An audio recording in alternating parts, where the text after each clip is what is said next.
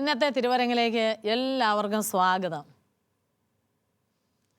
ഇന്ന് നാം പ്രത്യേകമായിട്ട് ബൈബിളിൽ ഒരു പുസ്തകം തന്നെയുണ്ട്. ജോബിൻ്റെ പുസ്തകം എന്ന് നിങ്ങൾ കേട്ടിട്ടുണ്ടോ? ഇന്ന് നമുക്ക് ജോബിൻ്റെ പുസ്തകം, ആ പുസ്തകം നമുക്ക് പഠിക്കണം. ജോബ് എന്തുകൊണ്ടാണ് ദൈവത്തിന് ഇഷ്ടപ്പെട്ടവനായിട്ട് മാറിയത്? ജോബിൻ്റെ മനോഭാവം എന്താണ്? അത് നമുക്ക് പഠിക്കാം. നിങ്ങൾക്ക് കേൾക്കാൻ ഇഷ്ടമാണോ? നമുക്കൊന്ന് പ്രാർത്ഥിച്ചിട്ട് തുടങ്ങാം അല്ലേ? എല്ലാ മക്കളും കൈകൾ കൂപ്പി കണ്ണുകൾ അടച്ച്, സ്നേഹനാഥനായ ഈശോയെ, ഈ കുഞ്ഞുങ്ങളോട് ചേർന്ന് അങ്ങേ ഞാൻ ആരാധിക്കുന്നു, സ്തുതിക്കുന്നു, മഹത്വപ്പെടുത്തുന്നു. ഈശോനാഥ, ജോബ് ദൈവത്തോട് വിശ്വസ്തനായി നിഷ്കളങ്കനായി ജീവിച്ചതുപോലെ ഞങ്ങളും ഹൃദയ പരമാർത്ഥതയോടെ, സ്നേഹത്തോടെ, നിഷ്കളങ്കതയോടെ അങ്ങയുടെ മുൻപിൽ വ്യാപരിക്കുവാൻ ആവശ്യമായ കൃപ അങ്ങ് ഞങ്ങൾക്ക് ഓരോരുത്തർക്കും നൽകണമേ എന്ന് ഞങ്ങൾ പ്രാർത്ഥിക്കുന്നു. പരിശുദ്ധ അമ്മേ മാതാവേ, എപ്പോഴും ഞങ്ങളോട് ഒപ്പം ഉണ്ടായിരുന്നുകൊണ്ട് തിരുക്കുമാരനോട് ചേർന്ന് ജീവിക്കുവാൻ ഞങ്ങളെ പ്രാപ്തരാക്കണമേ. നിത്യം പിതാവും പുത്രനും പരിശുദ്ധാത്മാവുമായ സർവേശ്വരാം.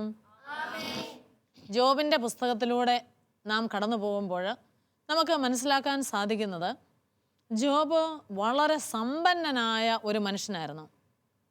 7 പുത്രന്മാരും 3 പുത്രിമാരും ജോബിനുണ്ടായിരുന്നു. ഇപ്പം ജോബിന് വലിയ സന്തോഷമാണ്. ജോബിൻ്റെ കൂട്ടുകാർ നോക്കുമ്പം ദൈവം ജോബിനെ ഒത്തിരി അനുഗ്രഹിച്ചിട്ടുണ്ടല്ലോ. അതോടൊപ്പം ധാരാളം ആടുമാടുകൾ, കന്നുകാലികൾ, ഒട്ടകങ്ങൾ, പിന്നെ കഴുതുകൾ, ഇതെല്ലാം ഉള്ളയാളാണ് സമ്പത്ത്. അങ്ങനെ വെച്ച് നോക്കുമ്പോൾ ഇതെല്ലാം ജോബിന് വളരെയധികം ഉണ്ടായിരുന്നു. നോക്കുമ്പോൾ വലിയ സന്തോഷം. പിന്നെ ഈ മക്കളൊക്കെ തമ്മിൽ വലിയ സ്നേഹമാണ്. അപ്പം തവണകൾ അനുസരിച്ച് ഓരോ മകൻ്റെയും വീട്ടിൽ വലിയ വിരുന്നാണ്. അന്ന് എല്ലാവരും ആ വീട്ടിൽ വരും. അപ്പനും മക്കളും എല്ലാവരും കൂടെ സന്തോഷിച്ച് ഭക്ഷണം കഴിച്ച് പിരിയും. ഇങ്ങനെയൊരു കാലഘട്ടത്തിലാണ് ജോബ് കടന്നു പോകുന്നത്. ഒരു ദിവസം ജോബിൻ്റെ മൂത്ത പുത്രൻ്റെ വീട്ടിൽ ഇവരെല്ലാവരും, ബാക്കി സഹോദരങ്ങളും ജോബും എല്ലാം വിരുന്നിന് അണിഞ്ഞിരിക്കുക. അപ്പം ജോബ് നേരത്തെ വേലക്കാരെയൊക്കെ വിളിച്ച് പറഞ്ഞു. വേലക്കാർക്കെല്ലാം ജോബിനോട് സന്തോഷമാണ്. കാരണം അവർക്കെല്ലാം നല്ല കൂലി കൊടുക്കും, അവരെല്ലാം സ്നേഹിക്കും.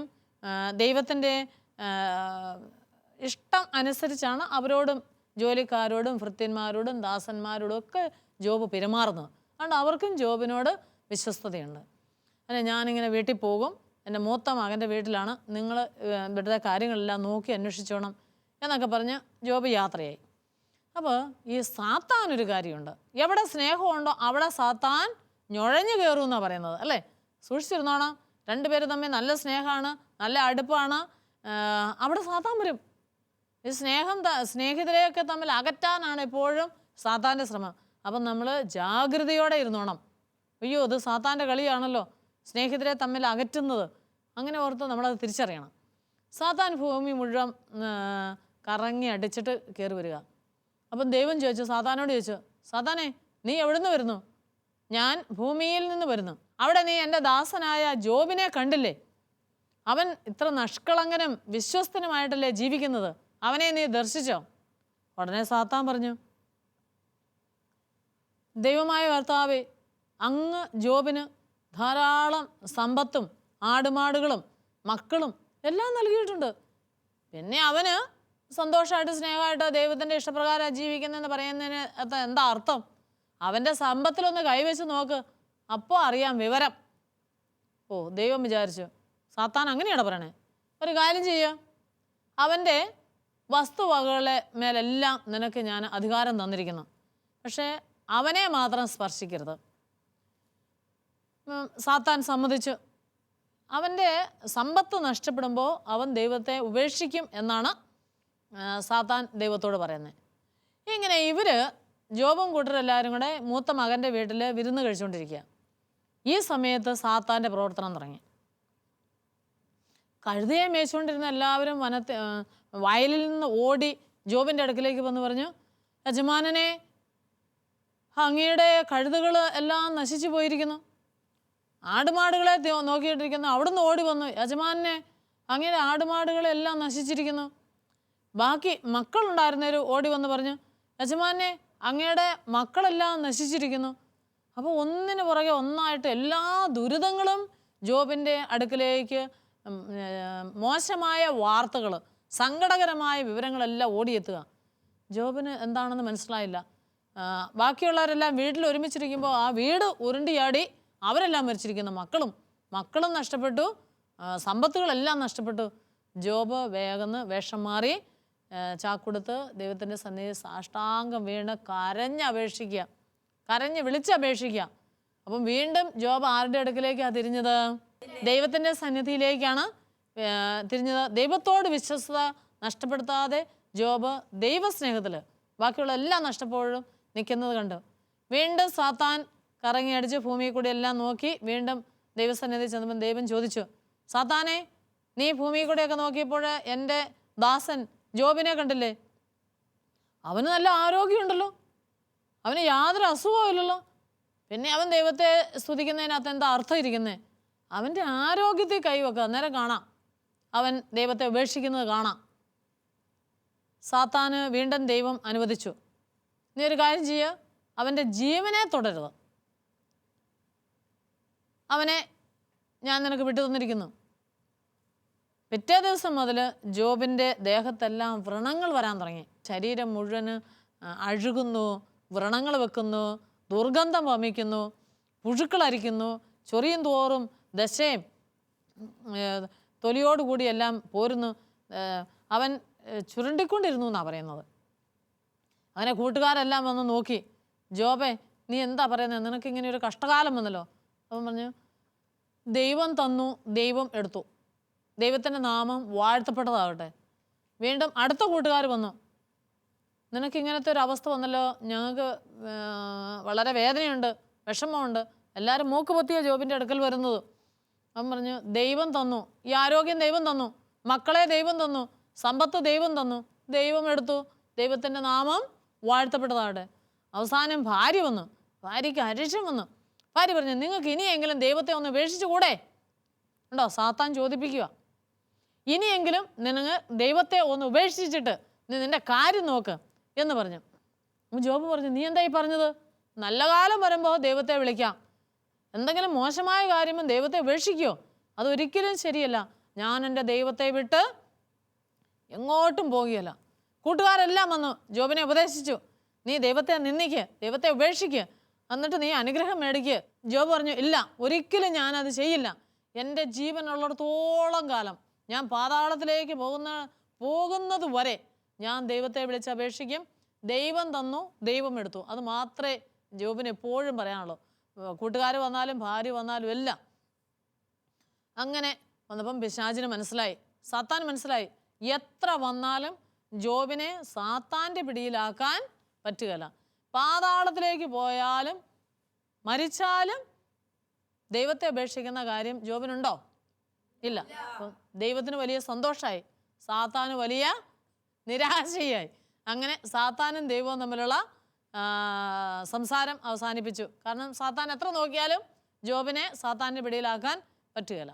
അങ്ങനെ സാത്താൻ ഉപേക്ഷിച്ച് പോയി കഴിഞ്ഞപ്പോൾ ദൈവം ആ സമ്പത്തെല്ലാം, ആദ്യം ഉണ്ടായിരുന്ന എല്ലാം ജോബിന് ഇരട്ടിയായിട്ട് തിരിച്ചു കൊടുത്തു.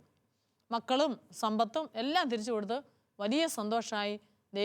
ജോബ് വീണ്ടും ദൈവത്തെ വിളിച്ചപേക്ഷിച്ച് പ്രാർത്ഥിക്കുവാനായിട്ട് തുടങ്ങി. ഇങ്ങനെയാണ് ഇത്. നമുക്കൊരു സ്കിറ്റ് കളിക്കാൻ പറ്റിയല്ലേ? നമ്മുടെ കൂട്ടുകാർ കളിക്കുന്ന സ്കിറ്റ് നമുക്കിപ്പോൾ കാണാം.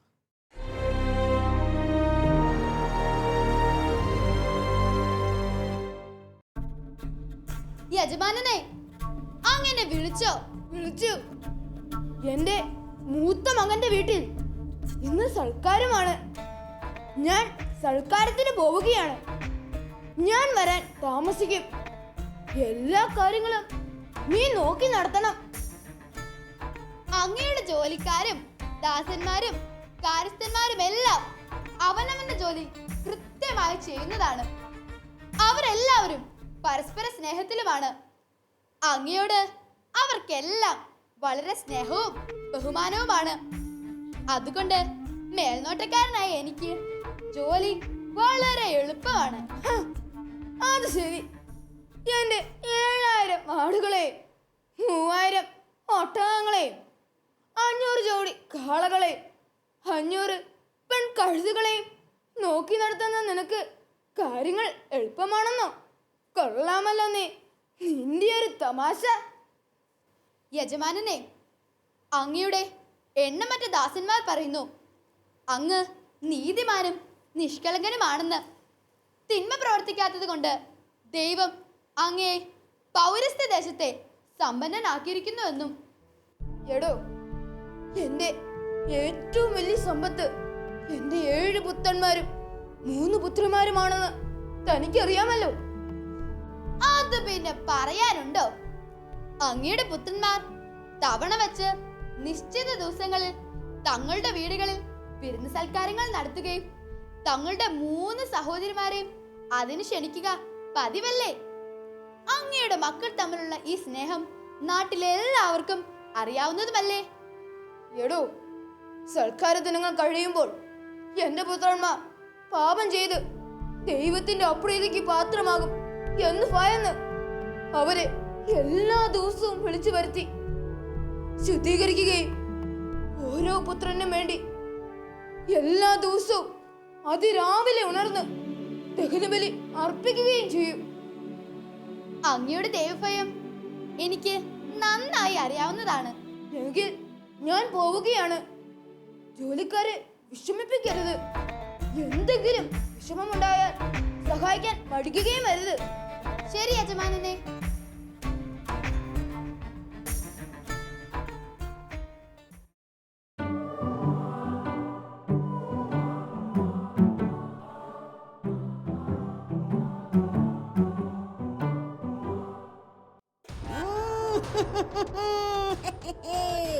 മാലാഖ കുഞ്ഞുങ്ങൾ, ഓ മാലാഖ കുഞ്ഞുങ്ങളെ,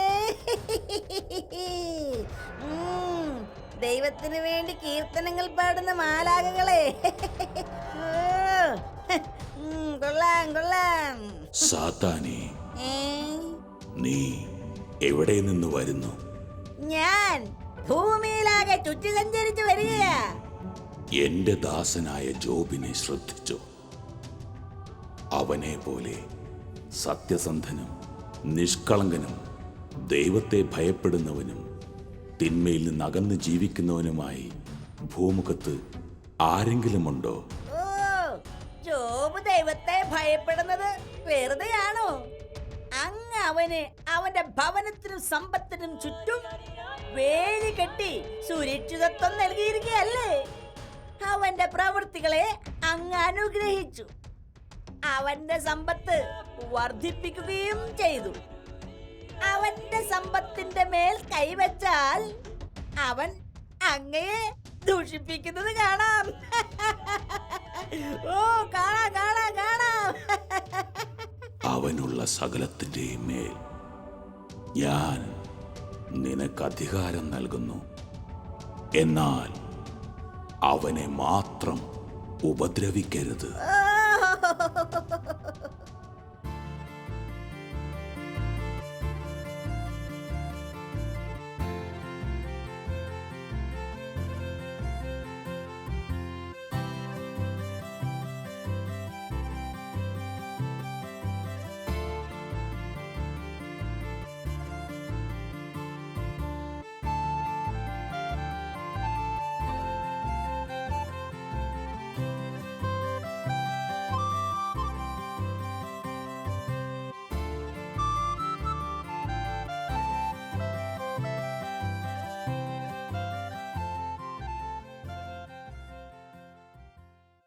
പിതാവേ, അങ്ങയുടെ ഇഷ്ട വിഭവങ്ങളാണ് ഇവിടെ തയ്യാറാക്കിയിരിക്കുന്നത്.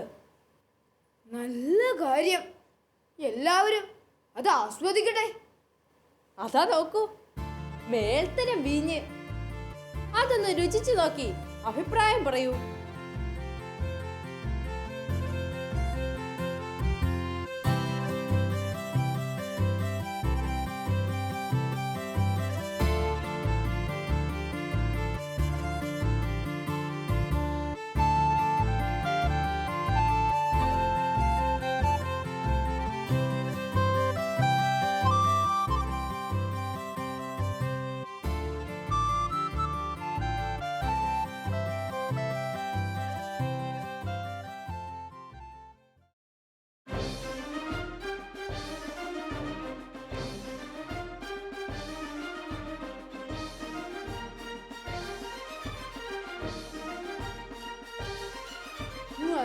സ്വാദ് എല്ലാവർക്കും കൊടുക്കൂ.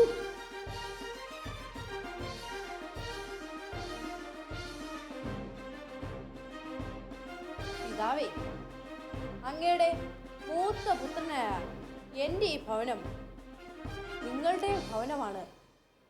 നിങ്ങൾക്ക് ആവശ്യമുള്ളത് എന്തും ഇവിടെ നിന്നും എടുക്കാം. മകനെ, സൽക്കാരങ്ങളുടെ നടുവിലും ദരിദ്രരുടെ കാര്യം മറക്കരുത്. നമ്മുടെ ദാസന്മാർക്ക് കൂലി കൊടുക്കുന്ന കാര്യത്തിൽ പിശുക്ക് കാട്ടരുത്. ധാരാളം കൊടുക്കുക. ദൈവം അതിലധികം നമുക്ക് തരും. ദൈവത്തിന്റെ വഴിയിൽ നിന്ന് വ്യതിചലിക്കാതിരിക്കുക. ശരി, നീ വിരുന്നുശാലയിലേക്ക് പോവുക. ഞാനിതാ വരുന്നു. ശരി പിതാവേ.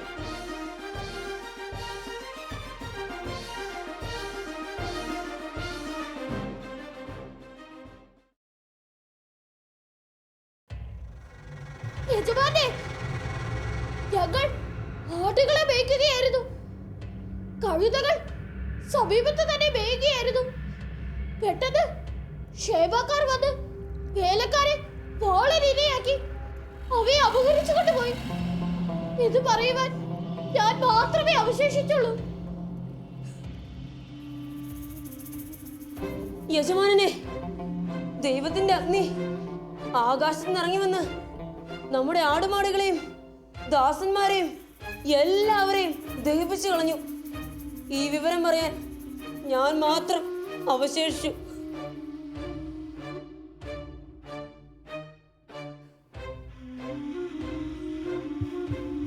യജമാനെ, കൽത്തായർ 3 കൂട്ടമായി വന്ന് നമ്മുടെ വേലക്കാരെ ആക്രമിച്ച് കൊന്നിട്ട് ഒട്ടകങ്ങളെ പിടിച്ചുകൊണ്ടുപോയി.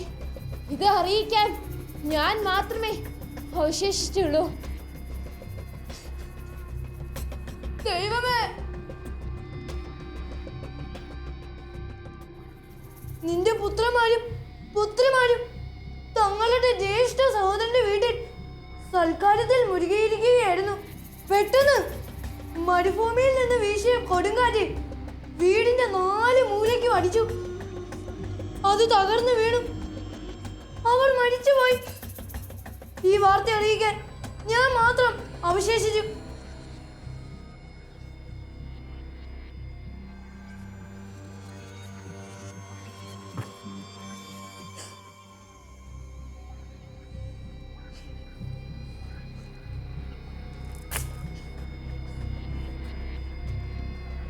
അമ്മയുടെ ഉദരത്തിൽ നിന്ന് നഗ്നനായി ഞാൻ പിറന്നു. നഗ്നനായി തന്നെ ഞാൻ പിൻവാങ്ങും. കർത്താവ് തന്നു, കർത്താവ് എടുത്തു. ദൈവത്തിന്റെ നാമം മഹത്വപ്പെടട്ടെ.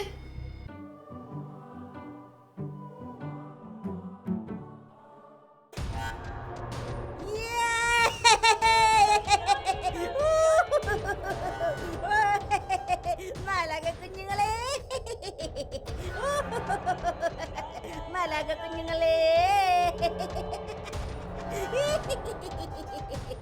സാത്താനെ, നീ എവിടെ നിന്ന് വരുന്നു? ഞാൻ ഭൂമിയിലാകെ ചുറ്റി സഞ്ചരിച്ചു വരികയാ. എന്റെ ദാസനായ ജോബിനെ നീ ശ്രദ്ധിച്ചു?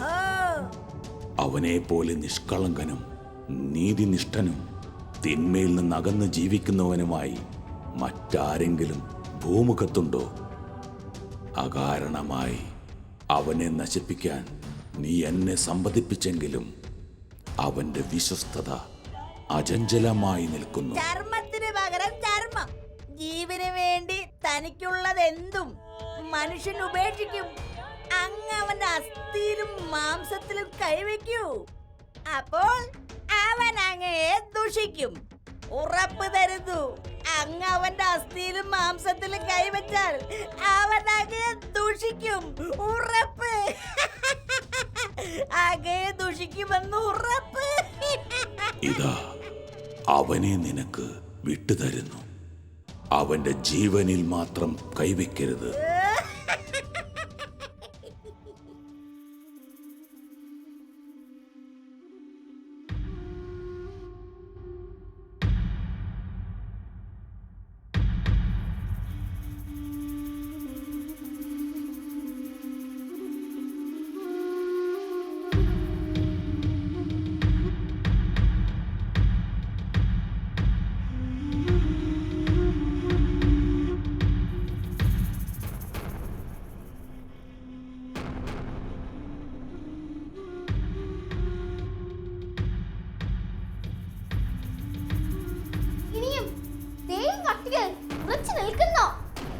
ഭോഷത്വം പറയുന്നു.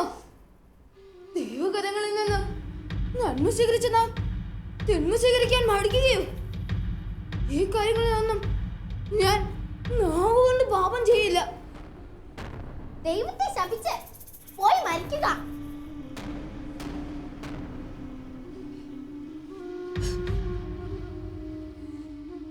ഞാൻ ജനിച്ച ഉടനെ മരിക്കുമായിരുന്നെങ്കിൽ ഇതൊന്നും സംഭവിക്കുമായിരുന്നില്ല. ഞാൻ ജനിച്ച ദിവസം ശപിക്കപ്പെടട്ടെ.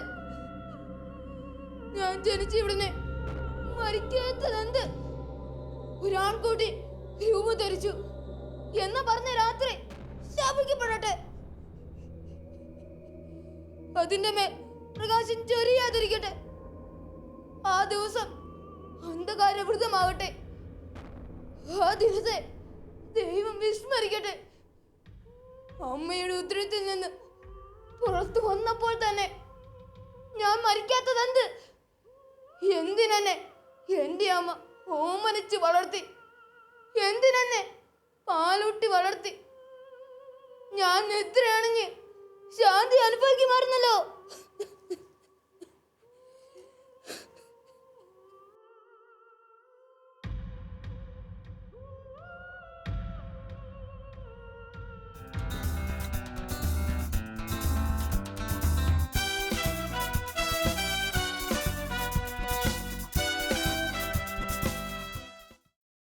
സ്കിറ്റ് എല്ലാവർക്കും ഇഷ്ടപ്പെട്ടോ?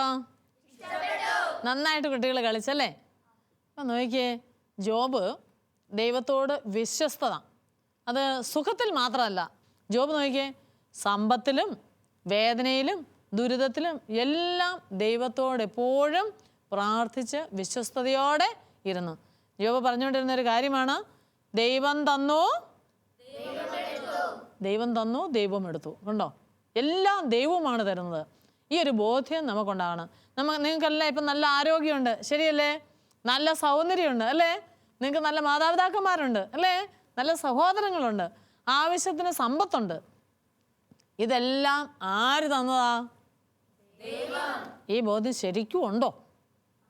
ശരിക്കും മനസ്സിൽ അങ്ങനെ ഒരു തോന്നലുണ്ടോ? അങ്ങനെയാണെങ്കിൽ നമ്മൾ എങ്ങോട്ടിറങ്ങിയാലും ദൈവമേ കാത്തുകൊള്ളണേ, അല്ലേ? നമുക്ക് എന്തുമാത്രം സമ്പത്തുണ്ടെങ്കിലും ദൈവമേ നീ കാത്തുകൊള്ളണേ, അല്ലേ? അങ്ങനെ എല്ലാ സമയത്തും എല്ലാ സംഭവത്തിലും ഏത് യാത്രയ്ക്ക് ഇറങ്ങിയാലും ദൈവമേ കാത്തുകൊള്ളണേ. അപ്പോൾ ദൈവത്തിൻ്റെ കരം എന്ന് പറഞ്ഞാൽ ദൈവമായിട്ട് എപ്പോഴും ഒരു ഒരു ഒരു ബന്ധം, അല്ലേ? ഒരു ഫോൺ വിളി, ദൈവമേ ദൈവമേ ദൈവമേ, പഠിക്കുമ്പോഴും ഇറങ്ങുമ്പോഴും എല്ലാം ഇങ്ങനെ ഒരു ബന്ധം ദൈവത്തോട് സൂക്ഷിക്കുവാനായിട്ട് നിങ്ങൾക്ക് സാധിക്കുമോ? ജോബ് പറഞ്ഞതുപോലെ എപ്പോഴും നമ്മൾ പറയണം, ഈ സൗന്ദര്യം ദൈവം തന്നു, എനിക്ക് പഠിക്കാനുള്ള ബുദ്ധിശക്തി ദൈവം തന്നു. ഇങ്ങനെ എല്ലാത്തിനും കൃതജ്ഞത അർപ്പിച്ചുകൊണ്ട് ദൈവത്തിൻ്റെ നാമം മഹത്വപ്പെടട്ടെ. ഇതായിരിക്കണം നമുക്കുള്ളത്. ഇങ്ങനെ നിങ്ങൾക്ക് ജീവിക്കാൻ സാധിക്കുമോ? ജോബിൻ്റെ ജീവിത അനുഭവം നിങ്ങളുടെ വീടുകളിൽ ചെന്നൊന്ന് പറയാൻ പറ്റുമോ? നമുക്ക് പ്രാർത്ഥിക്കാം. കണ്ണുകൾ അടച്ച് കൈകൾ കൂപ്പി നമുക്ക് പ്രാർത്ഥിക്കാം. നല്ല ദൈവമേ, ജോബിൻ്റെ അനുഭവത്തിലൂടെ ഞങ്ങൾ കടന്നു പോകുമ്പോൾ ഞങ്ങൾക്ക് ഇന്ന് എന്ത് ഉണ്ടെന്ന് ഞങ്ങൾ അഭിമാനിക്കുന്നുവോ അതെല്ലാം ദൈവം ദാനമായിട്ട് തന്നതാണ് എന്നുള്ളൊരു സത്യം തിരിച്ചറിയുവാനായിട്ട്, അതുപോലെ എല്ലാം ദൈവം തന്നു, എന്തെങ്കിലും ഞങ്ങളുടെ കയ്യിൽ നഷ്ടപ്പെട്ടാൽ അത് ദൈവം എടുത്തു, ദൈവത്തിൻ്റെ നാമം മഹത്വപ്പെടട്ടെ എന്ന് ഞങ്ങളുടെ ജീവിതത്തിലും എപ്പോഴും പറയുവാനും, അങ്ങനെ ജോബിനെ പോലെ ദൈവത്തിൻ്റെ കൃപ ധാരാളമായിട്ട് സ്വീകരിക്കുവാനും ഞങ്ങളെ അങ്ങ് പ്രാപ്തരാക്കണമേ. പരിശുദ്ധാത്മാവായ ദൈവമേ, ജോബിനെ പോലെ എപ്പോഴും ദൈവത്തോട് വിശ്വസ്തതയും നിഷ്കളങ്കരും ആയി ജീവിക്കുവാൻ അങ്ങ് ഞങ്ങളെ സഹായിക്കണമേ. പരിശുദ്ധ അമ്മേ മാതാവേ, എപ്പോഴും ഞങ്ങളുടെ ഹൃദയത്തിലും ജീവിതത്തിലും സംസാരത്തിലും എല്ലാം വിശ്വസ്തതയും നിഷ്കളങ്കതയും ചേർത്ത് വയ്ക്കുവാൻ അമ്മ ഞങ്ങളെ സഹായിക്കണമേ. നമുക്ക് പരസ്പരം സ്തുതി കൊടുത്ത് നമുക്ക് വീടുകളിലേക്ക് പോകാം.